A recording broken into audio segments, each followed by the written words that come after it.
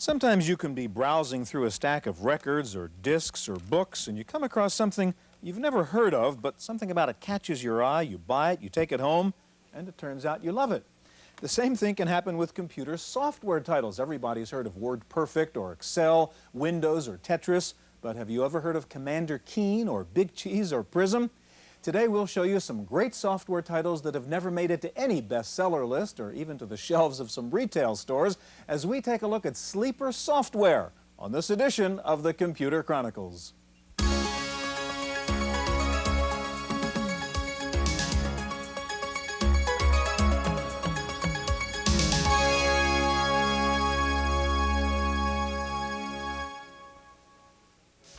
The Computer Chronicles is made possible in part by the Software Publishers Association, which reminds you it's a federal offense to copy software.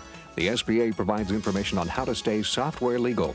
Funding is also provided by PC Connection and Mac Connection, and by Byte Magazine and Bix.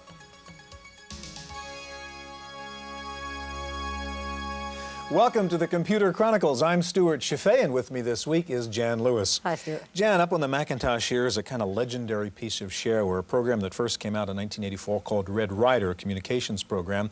And of course, when it first came out, you could only get it by downloading it off a bulletin board or making a copy from one of your friends and so on. But it's evolved over 6 years into a major commercial product, big fancy box now. It's called White Knight. Comes with a proper manual that explains it all. It's real-time stuff.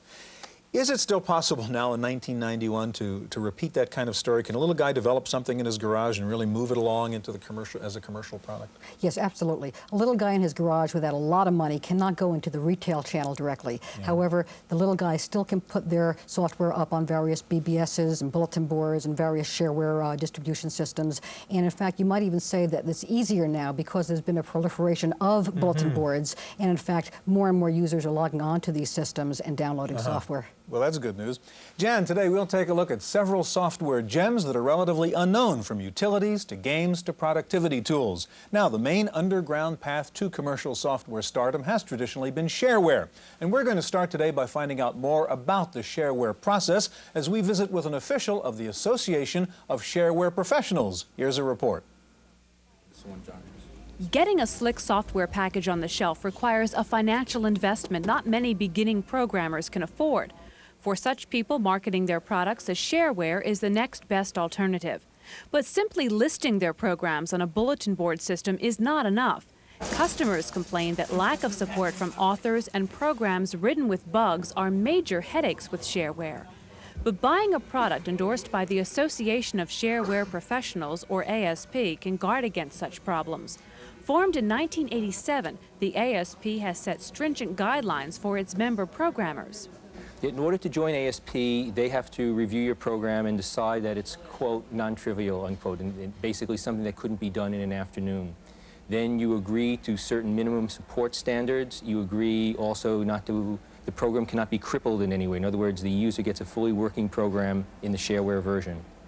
But because profits from selling shareware don't automatically follow, ASP says persistence is also key for the programmers. The developer has to have a lot of patience. He's not doing national ads that's going to put his product in front of people. So he has to realize that, for the most part, the first year is just getting his product out there and getting people to see it. The big thing is patience. The big thing is improving it and persistence. Just being out there, improving the product, and everywhere you go, realize there are potential users, people who might be interested in your product.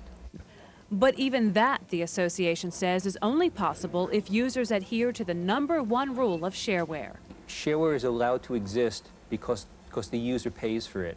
If you get a shareware program and you're using it, if you like the program, you have to realize the person who's writing this program will only continue to improve this program and make a better program for you if people like you pay for it.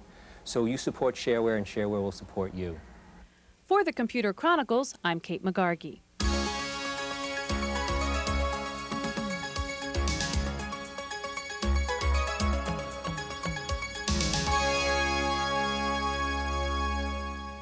One of the main sources of good but little-known software is online information services or bulletin boards. And here to show us some of their favorites are Guy Scharf, a sysop with CompuServe, and Teresa Carey, sysop with PC Magnet. Jen? Teresa, when you log on for the first time, there's hundreds of software packages that you could download. How do you decide what sort of tools are there to tell you what's there and which ones are popular and give you some guidance? Oh, there are so many ways to find files on CompuServe because there are a variety of places where they're stored.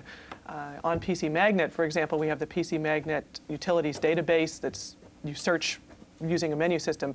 To get around the libraries within CompuServe and PC Magnet, you would get one of the library management software programs available, most of which are Shareware. All right, Guy, you have some neat things you want to show us, and I want to get right to it. And the first one is 4DOS. What is 4DOS? Right. 4DOS is a command.com replacement. As such, it's got all of the same commands that DOS command.com has, plus many more. For example, we have a help system that is built in here. We can pick up help on a particular command and see full description and samples. We also have hypertext links to other commands, so we can browse through our help system and continue to look at different commands. The commands themselves are enhanced. For example, the copy command. If we wanted to copy files to another directory but wanted to be prompted for each file, we could enter a command that would do that, say whether or not we wanted each one to copy. Similarly, there's a move command that will move files to another directory, and you can ask to be prompted if it is to replace the command, that's the file that's there. By that way, you don't accidentally overwrite something. Directories are often a problem in DOS. You have a directory and you have thousands of files. You still have thousands of files, of course, but now they are sorted alphabetically. You can find what you're looking for. A very useful feature, particularly when you have so many files, is that you cannot remember what the name is. So we have a way to add descriptions to the files here. And we can have a 40-character description associated with a file. Of course, we can edit it and modify it. Right. There are lots of other things I know 4DOS can do. I want to ask you to move along now and show us the next one you wanted to show us, which is LCD. LCD is a program to allow you to move between directories on your hard disk very easily. If you've got a large hard disk with multiple drives and hundreds or even thousands of directories, finding the directory you want to go to can be difficult. So you just type LCD San Fran, for example, and it will go to the directory named San Fran. Another thing you can do is, if there are several directories by the same name, you get a list of those directories, just move the cursor to the one you want, press return, and there you are. That's great. Okay, you have one more thing, Wallpaper for Windows. What is that? Okay, let's start up Windows, and while we're starting it, we'll look at the other program, the LJ2UP. This is a program to save paper by printing up to 4. Could you just hold those up so our audience can see that? 4 pages on a single physical sheet of paper. You get 4 times as much printout on the same amount of paper. And of course, if you're needing to read the stuff, you can see 4 times as much in the same physical space on your table. So you can save, very handy. Save paper by a factor of 2 or 4, in fact. Save filing cabinet space, too.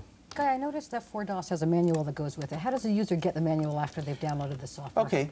As with most Shareware products, the manual is what you get when you register it. So when you register the product by sending in this case, the $50 registration fee for 4DOS, you get back the manual and a registered copy of the program. Guy, an example of Wallpaper now. Okay. We go into the control panel, pick up the desktop option, and in the desktop there is Wallpaper.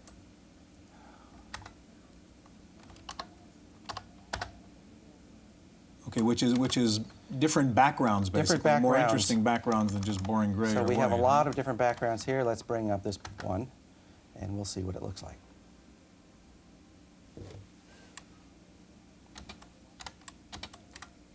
Wow. And here we have a scene. And you've got a whole library of different scenes. There are you can literally pull up there. thousands of different wallpaper files available with all kinds of different images. Okay, while you pull up one more, I want to move over to you, Teresa, so Okay. we can get moving here, because you have a couple of good ones, too. You have something called PopDBF. What is that? PopDBF will bring up a database file on top of whatever application you're running. It's what's called a TSR, it's a memory resident program. I can be in the middle of WordPerfect, and maybe I want to change one of my customers' addresses.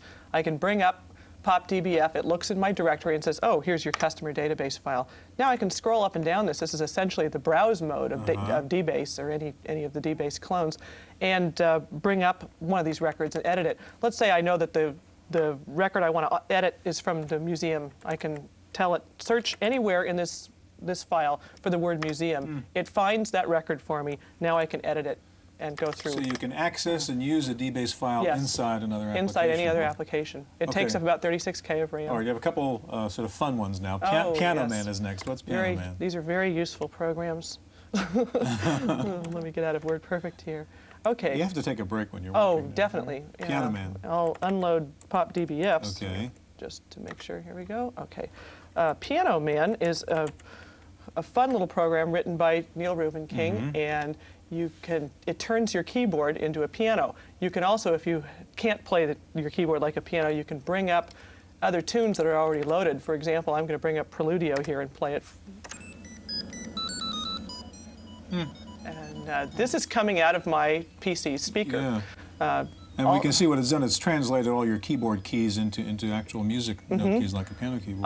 I can edit this. I can make it faster. I can speed it up now and play it again. Okay. Lastly, you have a rather incredible shareware game, I think, called Commander Keen. Show us that. This is a Nintendo-style game that you can pick up on PC Magnet in our after-hours forum.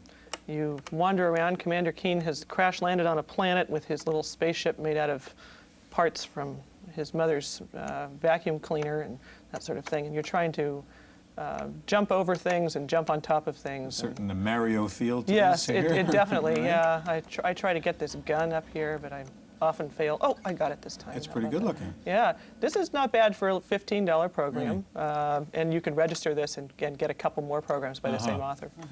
All right, to summarize now, we've seen 7 neat little programs here. Guy, where do you get the programs that you showed us, and roughly what do these things cost? Okay. Various forums on CompuServe have these programs. 4DOS is available on the Computer Consultants Forum. It's a $50 program. LCD is available on the IBM Systems Forum. It's a $15 program. LJ2UP is on the Computer Consultants Forum also. That's a no-charge program. The wallpaper files are mostly free, and they are on the MS Win Forum. And Teresa, your stuff? PopDBF I found in one of the libraries, the ASP library of PC Magnet. And as I mentioned, Commander Keen and Pianoman are both in our after-hours forum, which is where we store a lot of the fun and games. And you said it was like $15 for $15 to register Commander Keen, and you send them $30, they send you 3 games. All right, great. Yeah. Thank you very much. Well, there are other places besides bulletin boards to find sleeper software. We found one nice old-fashioned computer store that still saves some shelf space for the little guys. Here's a report. Familiar software titles share shelf space with a lot of small-name programs at this computer store, but owners of Computer Spectrum in Burlingame say that's purely because of economics. In a small store such as ours, that's what we can sell the best. It's harder for us to compete selling Microsoft Excel or Lotus 1-2-3 because that's sold everywhere. In our store, we've tried to develop smaller niche market products like accounting software, point-of-sale software for the PC side. We also sell Amiga products that have a lot to do with video, and that's a strong niche market that's very profitable. An added advantage of the store's size is that it can give personal help to small developers. The creator of this accounting software package got tips on improving his product and even packaging from the store owners. That's about the 3rd incarnation of his package, and he would come in, ask us what customers asked about, what their requirements were, and we would give him suggestions on just the look of the product and how to work the product. Shareware also sells briskly at Computer Spectrum. Programs are restocked every 2 weeks, and accounting packages are among the most popular. Doss says that because small dealers like him are always on the lookout for specific types of software, programmers should target these dealers. I would suggest to know who's going to sell their product. If they want to stick with mail order or bulletin boards, do that. But a lot of the small stores like to find these niche products that they can sell and make money on. So I would suggest to support the smaller store, give them a rolling demo of the product or give them a full demo of the product. Packaging isn't a big factor. I wouldn't say spend a lot of money in packaging, but make it a good product, and people will buy it. For the Computer Chronicles, I'm Kate McGargy.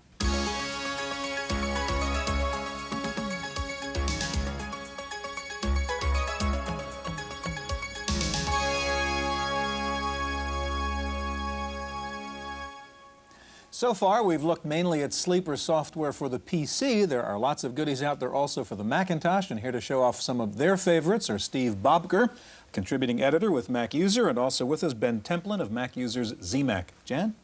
Ben, I know that you personally have been involved with these types of systems for about 3 years now, and I'm wondering, have you seen any trends? Have you seen the number of users who log on and actually download software? Have you seen them grow? We're seeing a phenomenal growth in people who use BBSs and online services. The sales rate of modems has just blossomed beyond the actual sale rate of computers.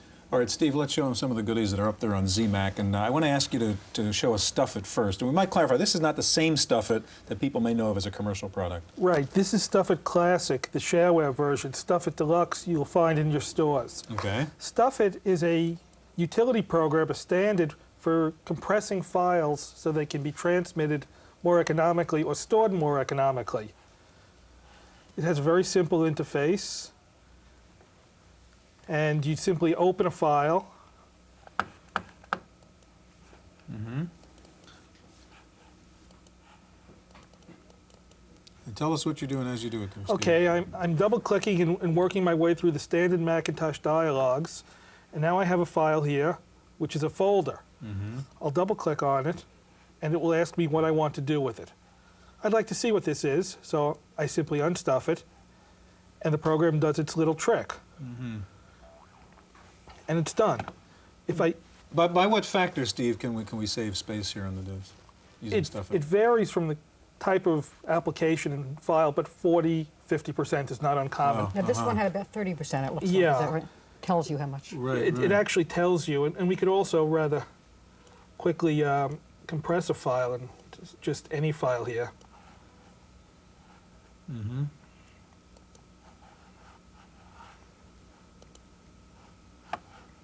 So it does it, and pretty easy to use with that interface there, huh? Nice, easy interface.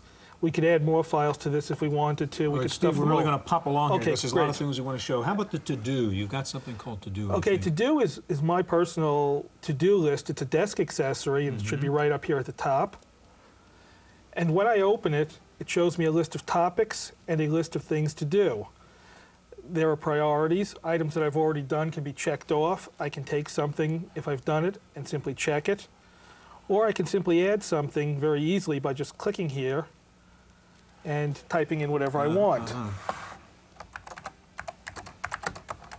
All right, so kind of little mini personal organizer, keep track of what you're going to be doing there. And it prints out your to-do lists very nicely. I carry one around with me all the time. All right, a related one you have is called Calendar. Calendar is also a desk accessory, so I can just leave to-do right open under it. It highlights today's date, and it lets me type in messages or do whatever I want here. If I move up a month, you'll see that another date is scheduled here, so I remember to actually tape the taping. Right, right. It actually lets you know which dates are Highlighted. Yeah, so I mean, there are functions like this in other bigger programs, but here's a nice simple one. You can just pull up. What's with the globe, by the way? The spinning globe there. That's an application running in the background proving that the Mac really is a multitasking computer. Is that shareware also? That's freeware. Freeware, what do you call it? Globe. And it just sort of sits there and spins and reminds you where you are. A little bit faster, a little bit slower. All right, Steve, I want to ask you to slide the keyboard and the mouse over to Ben now. And Ben, you've got a couple of goodies. We're going to have a little more fun here. Steve showed us some serious things. There's a shareware game called Solarian. Yes, this is a very professional game. It's wonderfully rich in its gameplay and as far as the different beasties that you have, and it's very simple. It's much like the, oh, I just got killed there. It's much like the arcade game Galaxa. Right. And you just kill things, and it keeps on getting faster, and it got zapped again. Good sounds, good graphics. Yeah. The nice thing about playing games on the Mac is you can really do it anywhere, even in the office. If your boss happens to come by, there's a little utility called Big Cheese. And Okay, now this is a second program. This You're is a gonna tell second us about program. called Big Cheese, okay? And what Big Cheese allows you to do is to hide what you're doing with a piece of productivity software. And there's Ryder from the introduction. Right, so a lot of games come with that sort of boss screen, and this is a little utility you can dump into any game, whether it comes with a boss screen or not. And Big Cheese and Solarian are both available in ZMAC's download library on CompuServe. All right, now in the last segment, we were looking at PC stuff. We saw Pianoman, which turns your PC keyboard into a piano. I think you have something like that for the Mac called Mac Keyboard. Yes, this is a fun little program, and let me just find it here. Where did we put Mac Keyboard? Huh? I see the need There we for go. it. There we go. Again, this is a fun little program, and all you basically do is play the keys. And each key has a responding chord. Can you select what instrument, or is it just guitar on this? Well, you can load different sound files. I believe it comes with a variety of different things that people have developed. Now, let me ask you, there's one more thing I want to ask you to show us before we get to that. Just tell us what ZMAC is. Relatively new, isn't it? And how do people access these kinds of things you've been showing Well, us? ZMAC is available on the CompuServe network, though we have the ability to sign up our own subscribers as well. And if anyone's interested in that, they can just contact us at MacUser or MacWeek.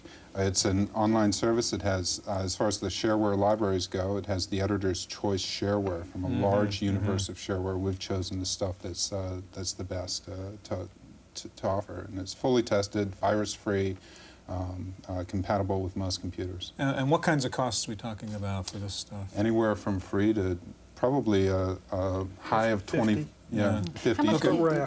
Nothing we've seen here is more than $25. Yeah. Lastly, one quick thing. You've got something cute, I don't know, Garbage or Oscar or something like that to sort of close out with. Show us Well, this that. is just one of these desktop enhancers, and of course we've just put something in the trash can, and then we have to empty the trash. There's Oscar from So Sesame for our Street. Sesame Street fans, if you've got a kid using a Mac, that sort of helps them identify the environment there. Ben, I noticed that some of these files are rather large. How long does it take to download a file? Depends on a couple of factors: the speed of your modem, what sort of software you're using, the protocol that you choose on CompuServe. The fastest is QuickB. But the base rate for both CompuServe and ZMAC is $12.50 an hour. Okay, Solarian, for instance, Steve, took about 700 and some K. How long would that take?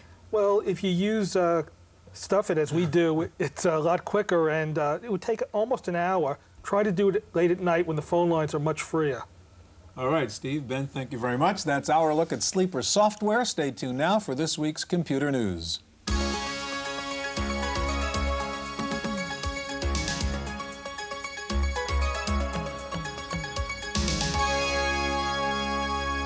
In the random access file this week, another company is announcing a wireless network system following Apple's announcement last week. Motorola now says it is introducing a new Altair system using radio transmissions to allow up to 32 PCs or peripherals to share data within a 5,000 square foot area.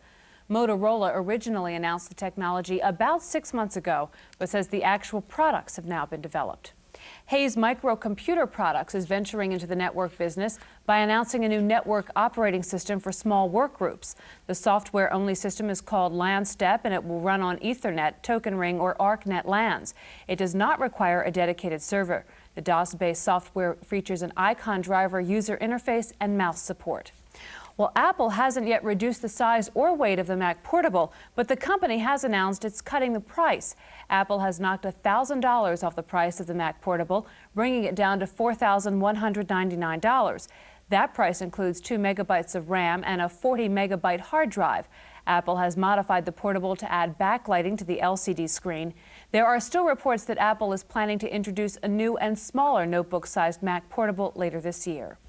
IBM is expected to introduce a new notebook-sized portable in about a month. Preliminary reports say the laptop will be a PS2 machine called the L40SX, and that it will look a lot like the compact LTE 386. The IBM Notebook Portable will come with a 20 MHz 386SX processor, 2 megs of memory expandable to 18, and 60 meg hard drive and a VGA Super Twist screen. The IBM laptop is expected to weigh in at 7.5 pounds and be about 2 inches wider than competitive notebook PCs. No word yet on its price. Well, it's time now for this week's software review with Paul Schindler.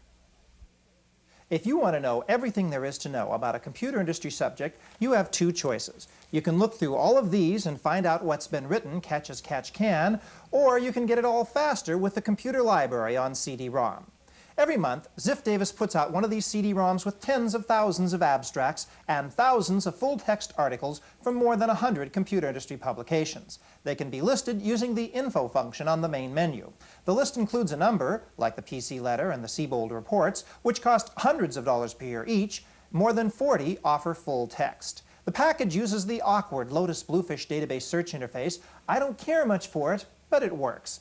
Now, suppose you wanted to look up all of my articles. Simply enter Paul E. Schindler, and you can get a list. You can print them out, write them to a file, or view them on the screen. Sure, this is all available online, but at a cost of $24 an hour. If predictable database searching costs are your goal, consider PC Library, $765 annually from Ziff Communications Company in New York. For the Computer Chronicles, I'm Paul Schindler. Taking a look at this week's top 10 software titles for the PC, PC Connection reports that TurboTax for Chipsoft is in the #1 position with Quicken in second. Third is Expanded Memory Manager, followed by Entertainment Pack for Windows. Andrew Tobias's Tax Cut 1990 Taxes is in 5th place. Rounding out the top 10 PC titles are Adobe Type Manager, WordPerfect 5.1, Norton Antivirus, Windows 3.0, and Procom Plus. Borland has announced a new visual language programming tool called Object Vision.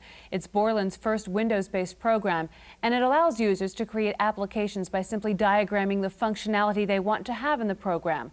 Borland says end users can now create applications without needing to use a procedural programming language. Commodore, known more for the low end of the personal computer market, says it's now entering the Unix market. Commodore has introduced the new Amiga 3000 UX, a Unix workstation. It's basically a standard Amiga 3000 computer, custom fitted to run AT&T's Unix System 5 Release 4. The Amiga 3000 UX also comes standard with the Amiga DOS operating system, so you kind of get two computers in one. And finally, a company called Promised Land Technologies has introduced a product called BrainCell. The company says it's a neural network program that can reside inside an Excel spreadsheet and do its own analysis based on the figures and labels you input. BrainCell has algorithms to allow it to forecast stock market prices or analyze scientific data. And Promised Land Technology says BrainCell can even generate betting tips on horse racing. That's it for this week's Computer Chronicles. I'm Kate McGargy. The Computer Chronicles is made possible in part by the Software Publishers Association, which reminds you it's a federal offense to copy software. The SBA provides information on how to stay software legal. Funding is also provided by PC Connection and Mac Connection, and by Byte Magazine and Bix. For a transcript of this week's Computer Chronicles, send $4 to PTV Publications, Post Office Box 701, Kent, Ohio 44240. Please indicate program date.